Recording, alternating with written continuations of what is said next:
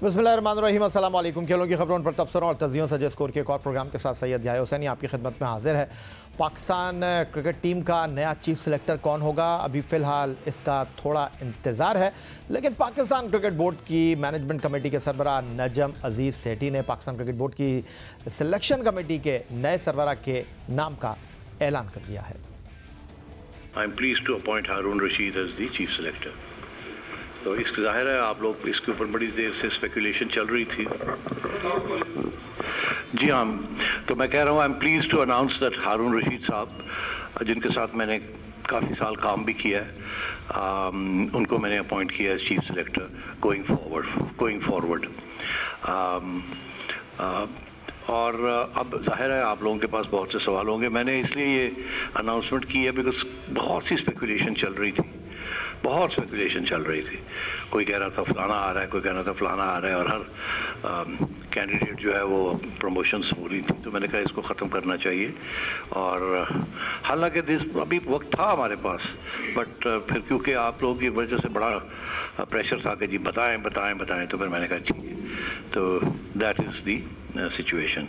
अभी तो chief selector appoint हुआ है, अभी हम आराम से देख के कंसल्ट करके बाकी लोगों को इंक्लूड करेंगे।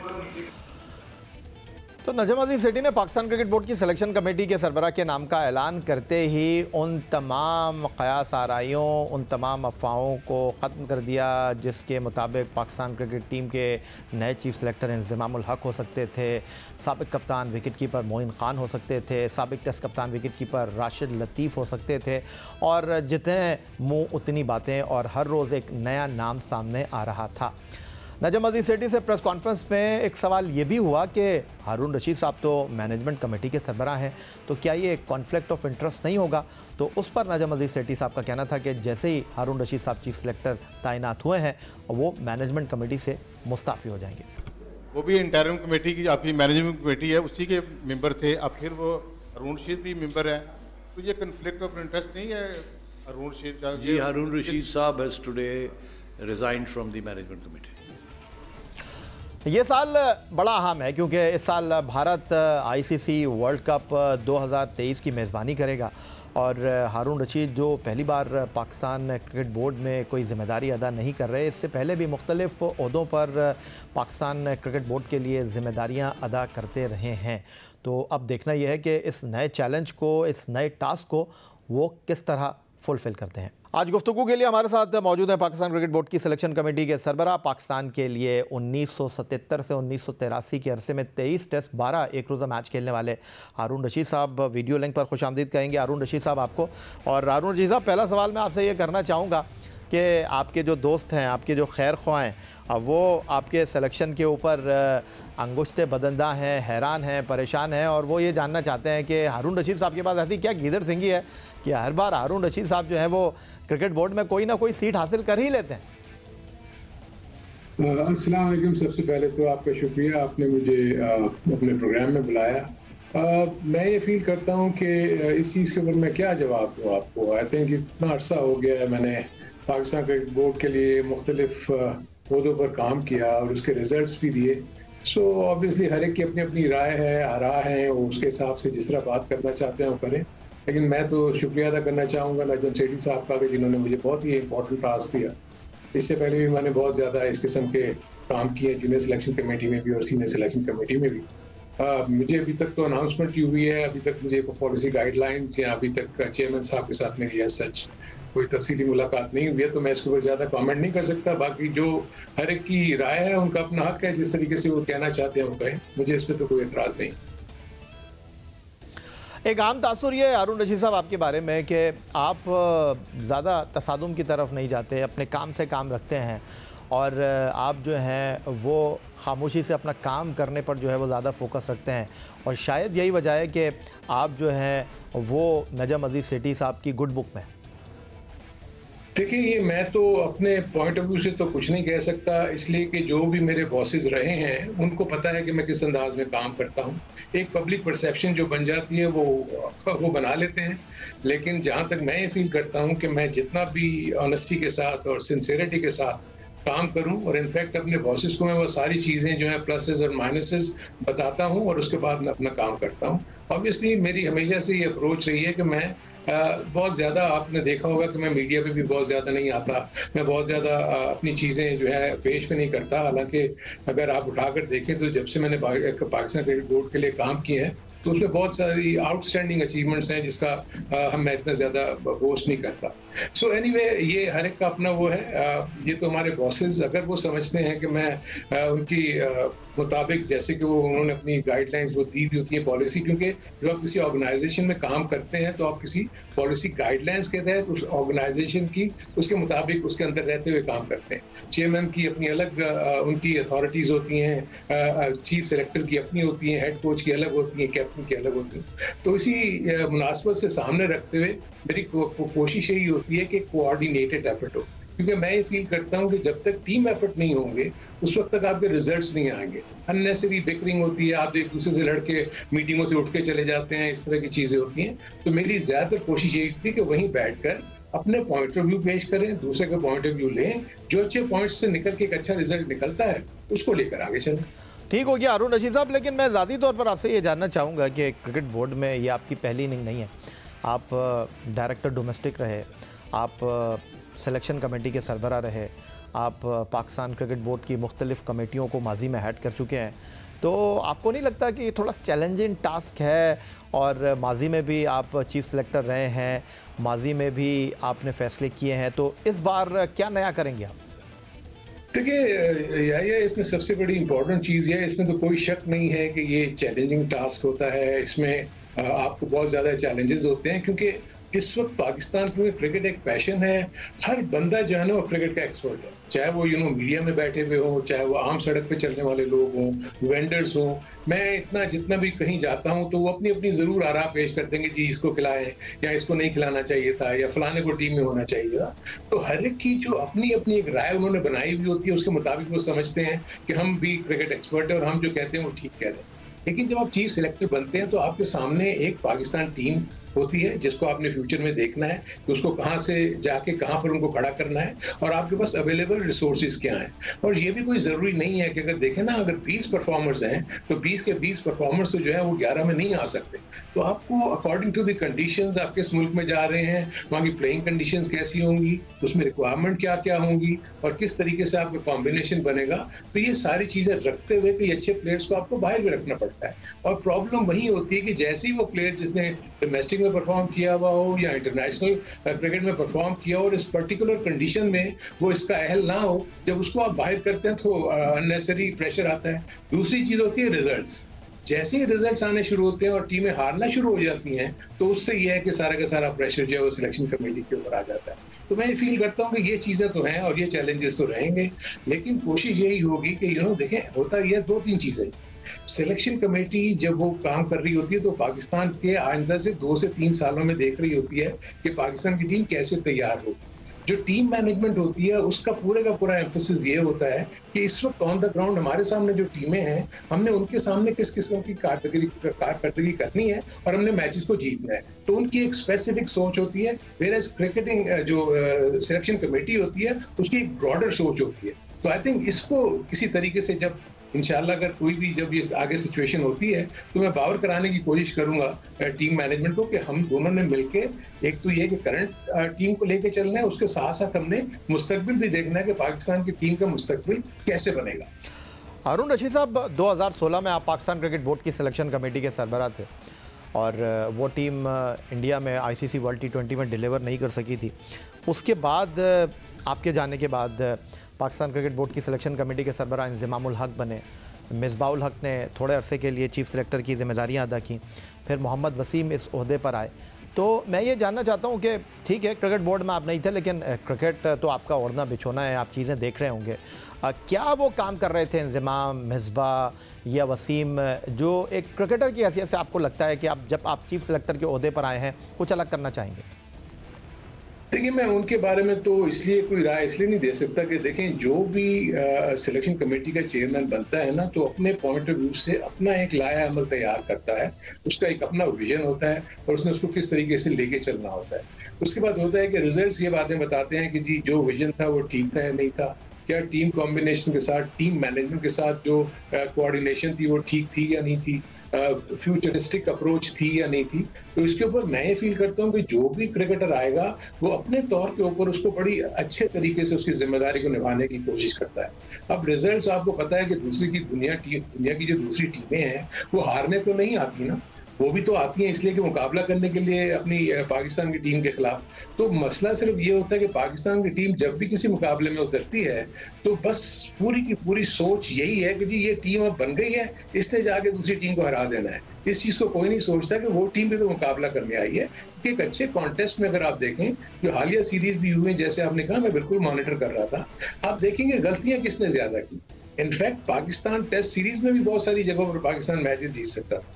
तो खामियां हमारी हुई, फील्डिंग की लैप्सेस हुए, बॉलिंग अच्छी नहीं हुई या बैटिंग एट टाइम्स जबकि स्टे करना था बैट्समैन ने, उन्होंने हिटें मार दी। सो ये वो गलतियां होती हैं जिसकी वजह से आप मैच हारते हैं। सो ऑन द डे अगर आप वो गलतियां ज्यादा करोगे, इर्रेस्पेक्टिव ऑफ जितनी बड़ी अच्छी टीम बना लो, आप नहीं जी सकते। तो आई थिंक इसको भी हमें एजुकेट करना है। मैं समझता हूँ कि जर्नलिस्टिक पॉइंट ऑफ व्यू से ये बहुत होता है कि जो है वो लोग अपने अंदाज से सोचते हैं, उनका एक तरीकाकार है चीज़ों को हाईलाइट करने का। Whereas जब हम ऑन द ग्राउंड होते हैं हमें बहुत सारी चीज़ों का बहुत ज़्यादा पता होता है। इंजरी इश्यूज क्या हैं, प्लेयर्स की मोटिवेशन क्या है, क्या सिचुएशन है जिसको लेके हमें वो देखना पड़ता है। तो आई थिंक ये वो चीज़ें जो है प्रॉब्ली, क्योंकि बाहर से बैठ के जो लोग देख रहे होते हैं उनको ये चीज़ों का नहीं पता होता, इसलिए वो फिर अपने पॉइंट ऑफ व्यू से जो भी ख्यालात का इजहार करते हैं वो करते हैं। पाकिस्तान क्रिकेट बोर्ड की सिलेक्शन कमेटी के सरबराह फॉर्मर टेस्ट क्रिकेटर हारून रशीद हमारे साथ मौजूद हैं। गुफ्तगू के सिलसिले को मजीद आगे बढ़ाएंगे एक ब्रेक के बाद।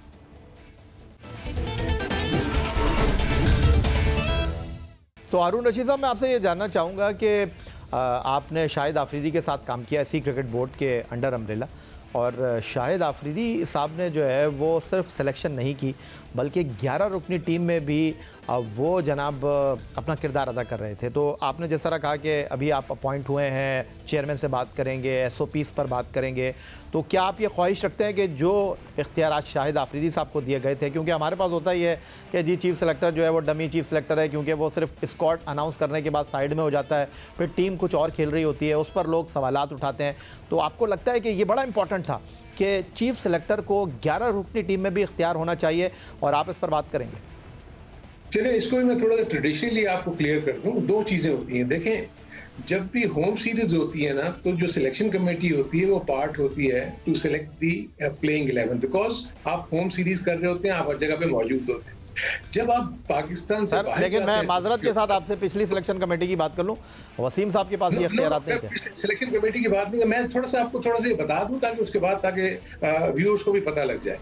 जब आप पाकिस्तान से बाहर टूर पे होते हैं ना, तो आपके सिलेक्टर्स आपके साथ नहीं होते, तो वहाँ एक टूर सिलेक्शन कमेटी बनती है। फिर वो टूर सिलेक्शन कमेटी जो है वो प्लेइंग 11 बनाती है, क्योंकि बहुत दूर होते हैं, कोई ऑस्ट्रेलिया में बैठा है, कोई न्यूजीलैंड में, और यहाँ पर टाइम डिफरेंस इतना होता है कि आप उनसे बातचीत नहीं कर सकते हो, ना आपने प्लेइंग कंडीशंस देखी हो। तो नॉर्मली, यूजुअली, ट्रेडिशनली यही होता है कि जब होम सीरीज होती हैं तो प्लेइंग 11 में आप सिलेक्शन कमेटी के साथ बैठ के जरूर इसकी राय ली जाती है, और उसके बाद कैप्टन और कोच जो है वो सामने बैठे हुए होते हैं। तो ये वाज़ेह फर्क जो है ना वो व्यूअर्स को मालूम होना चाहिए। तो आप ख्वाहिश रखते हैं कि ये इख्तियार होना चाहिए जब आप गैर मुल्की दौरा कर रहे हो, आप चीफ सेलेक्टर की हैसियत से या एक सेलेक्टर, क्योंकि बहुत सारे क्रिकेट बोर्ड इस प्रैक्टिस को कंटिन्यू रखता है कि टूर मैनेजमेंट कमेटी में सिलेक्शन कमेटी का एक बंदा होता है। देखिए, यही तो चीज़ है जो कि मैंने आपको कहा कि क्योंकि अभी तक मुझे ब्रॉडर गाइडलाइंस या पॉलिसी जो क्रिकेट बोर्ड की है वो तो भी नहीं पता ना, सो इसीलिए मैं इंतजार। आप ख्वाहिश रखते हैं कि होना चाहिए सर? देखिए, ये तो मेरे अपने नज़दीक इसमें क्या हर्ज है। देखिए, क्या हमारा जो भी क्रिकेट का जो मकसद है, जो क्रिकेट टीम को चलाने का, वो तो पाकिस्तान की टीम को बेहतर से बेहतर करने वाला है ना। होता ये है कि जो क्रिकेट की टीम मैनेजमेंट होती है वो बहुत क्लोज होती है प्लेयर से, उनकी फिटनेस को, उनकी फॉर्म को, उनकी चीज़ों को वो डे इन डे आउट देखते हैं। तो बाहर से बैठ के सिलेक्शन कमेटी फील करती है कि जी ये प्लेयर्स हैं जो हम समझते हैं कि उनको टीम में होना चाहिए। जब उनसे बैठ के आप बात करते हैं तो उसके अपने रीजंस देते हैं। इसमें कोई मैं इसमें कोई बुरी बात नहीं समझता, लेकिन ऑब्वियसली क्रिकेट बोर्ड की अपनी पॉलिसीज होती हैं, वो जिस तरह बनाती है उसके हिसाब से काम फिर बंदे करते हैं। ये तो ठीक हो गया अरुण रशीद साहब, लेकिन मैं एक क्रिकेटर होने की हैसियत से आपसे ये जानना चाहता हूँ, क्योंकि क्रिकेट को तो आप फॉलो कर रहे थे, कि आपको क्या लगता है कि मौजूदा टीम में ऐसे कौन से खिलाड़ी हैं जो आपको लगता है कि उनका चांस बनता है, उनको होना चाहिए, और जिनके बारे में आपको लगता है कि आप ज़रूर सोचेंगे? देखिए, मैं आपको एक चीज जरूर बता सकता हूं कि क्योंकि इस वक्त जो इम्पोर्टेंट टास्क है वो वर्ल्ड कप का है, जो कि वनडे कंपटीशन है। सो आपके पास एटलीस्ट 24 से लेकर 30 खिलाड़ियों का एक ऐसा पूल होना चाहिए जो अब से तैयार हो जाना चाहिए, और वही जो है आगे जाकर पाकिस्तान की टीम की नुमाइंदगी करे वर्ल्ड कप में।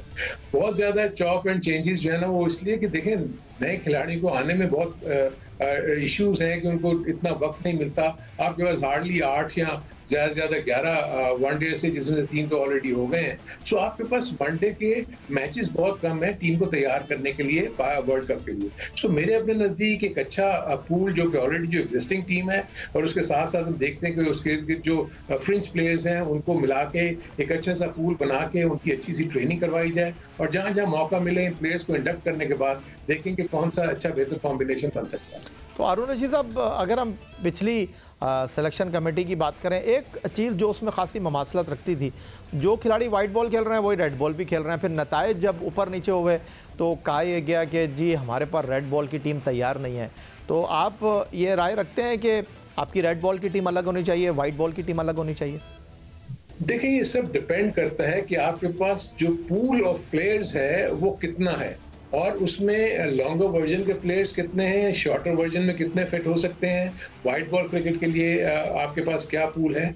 सो जब तक आपके पास इनफ नंबर ऑफ प्लेयर्स नहीं होंगे to play different format of cricket, तो आप कैसे करेंगे? आप टीम ही नहीं बना सकेंगे। सो मेरे अपने नज़दीक, क्योंकि अभी तो देखें ना, अभी तो आज पहला दिन है मेरा, अभी तक कोई ऐसा वो नहीं, आप ये ठीक कह रहे हैं कि मैं फॉलो कर रहा था, बट इतना डीप तो फॉलो नहीं कर रहा था कि मैं पूरी डोमेस्टिक क्रिकेट के ढांचे में कितने कितने प्लेयर्स क्या कर रहे थे, क्या उन्होंने नहीं किया। तो ये सारे के सारा मैंने ऑलरेडी डेटा जो है वो कंपाइल करना शुरू कर दिया है। तो मोमेंट मैं इसके ऊपर पूरा काम कर लूंगा तो आइडिया हो जाएगा मुझे कि क्या हम इस काबिल हैं कि तमाम फॉर्मेट्स में हम अलग अलग टीमें रख सकते हैं, नहीं तो ये उसके बाद मैं आपको क्लियर कर सकता हूँ। लेकिन अरुण रशीद साहब, जो शाहिद आफरीदी के साथ आपने काम किया, आप सरफराज को लेकर आए टेस्ट टीम में, आप मीर हमज़ा को कुछ तवील इंतज़ार के बाद टीम में लेकर आए, और आपके इन फैसलों ने जो है वो टीम के लिए बड़ा अच्छा तासुर पैदा किया। तो इस तनाजुर में मैं आपसे ये जानना चाहता हूँ कि वो खिलाड़ी जो नज़रअंदाज हुए हैं, और वो खिलाड़ी जो कि बार बार दरवाजे पर दस्तक दे रहे हैं, जिस तरह आप वनडे सीरीज़ में हारिस सुहेल को टीम में 2 साल के बाद लेकर आए, तो आपको लगता है कि जो पीछे खिलाड़ी हैं उनकी तरफ भी देखना चाहिए?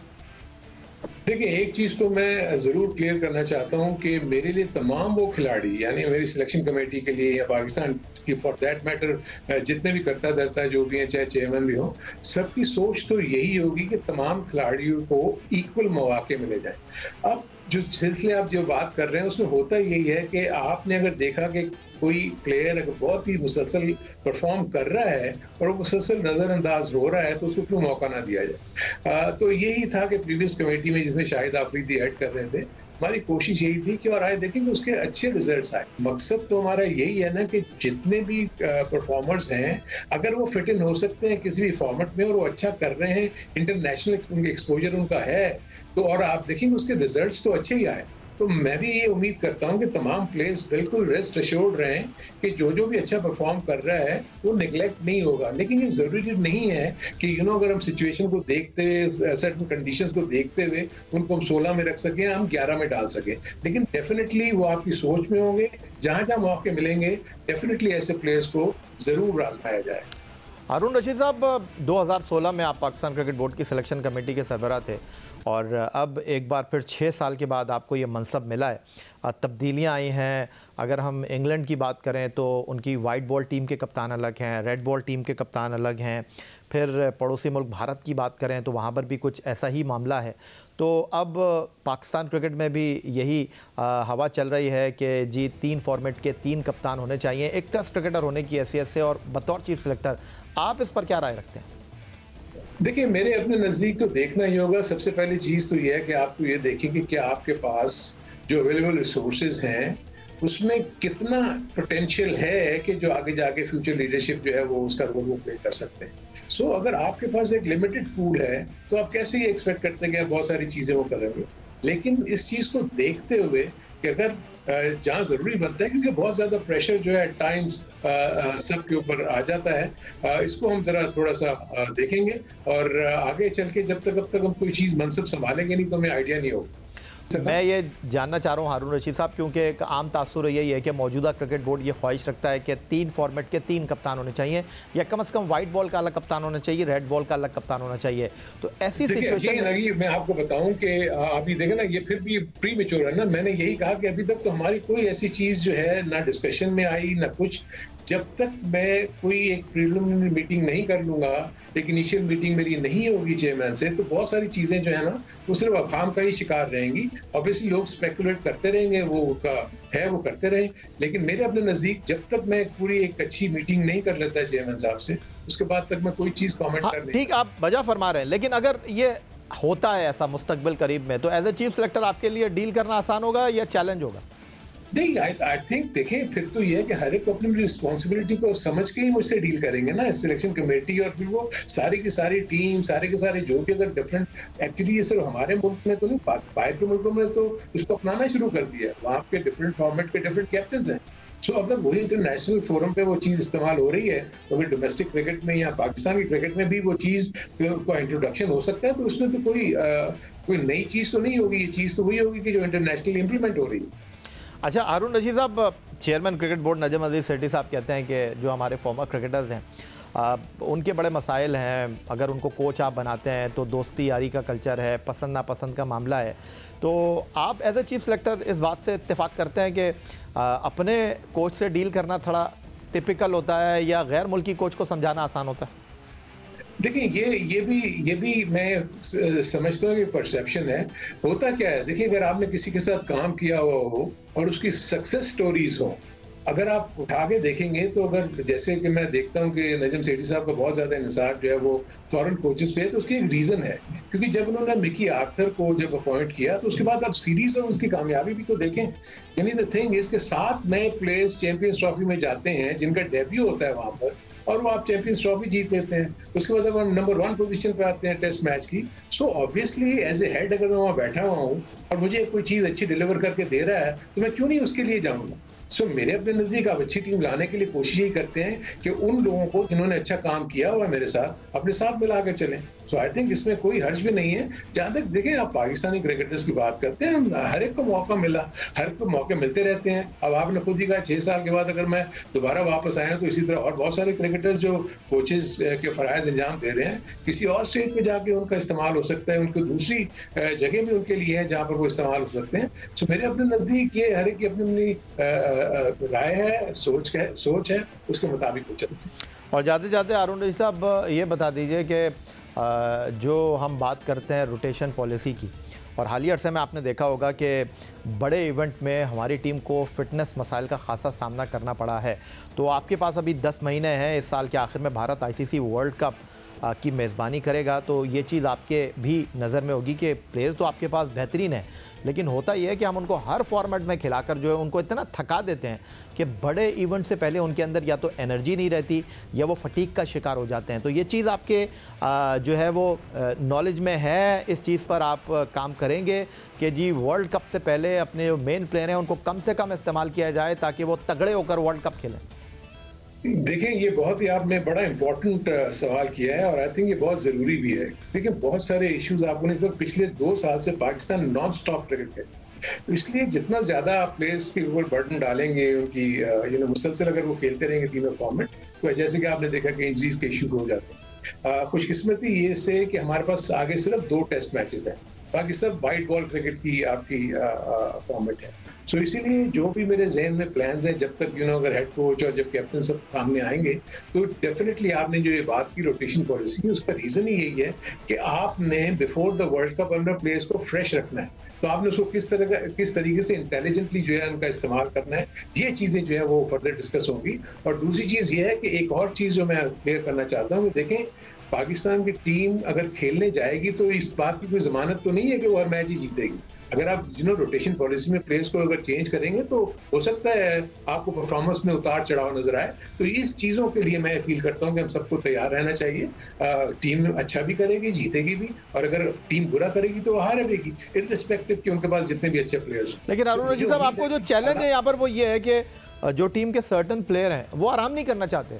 वो नहीं, ऐसा नहीं, यही वो इशू है। देखें, बहुत चीजें ऐसी होती हैं जब आप डिस्कस करते हैं, पॉइंट ऑफ व्यू समझाते हैं, तो बहुत सारी चीजें लोगों की समझ में भी आती हैं। तो मेरे अपने नजदीक इंशाल्लाह let the time come and then we'll decide how to proceed. बहुत शुक्रिया आपका। अरुण रशीद साहब हमारे साथ मौजूद थे, पाकिस्तान क्रिकेट बोर्ड की सिलेक्शन कमेटी के सरबरा, और अभी कह रहे हैं कि SOPs तय होने हैं, चेयरमैन क्रिकेट बोर्ड के साथ बैठेंगे, कुछ उनकी सुनेंगे, कुछ अपनी गुजारिशात उनके सामने रखेंगे, और कहते हैं कि इस बार पूरी कोशिश करेंगे कि इस साल वर्ल्ड कप का है तो डिलीवर करें, और साथ साथ ये भी कह रहे हैं कि किसी के लिए दरवाजे बंद नहीं हैं, जो परफॉर्म करेगा वो टीम का हिस्सा होगा। यही आज का हमारा ये प्रोग्राम था। ट्विटर पर आप मुझे फॉलो कर सकते हैं, और आप हमें ईमेल कर सकते हैं, अपनी राय से आगाह कर सकते हैं score@geo.tv पर। इस दुआ, इस उम्मीद, इस तवक्को के साथ कि पाकिस्तान में खेल और खिलाड़ी तरक्की करते रहें। सैयद यार हुसैनी को स्कोर की पूरी टीम के साथ अगले प्रोग्राम तक के लिए इजाज़त दीजिए। अल्लाह हाफ़िज़।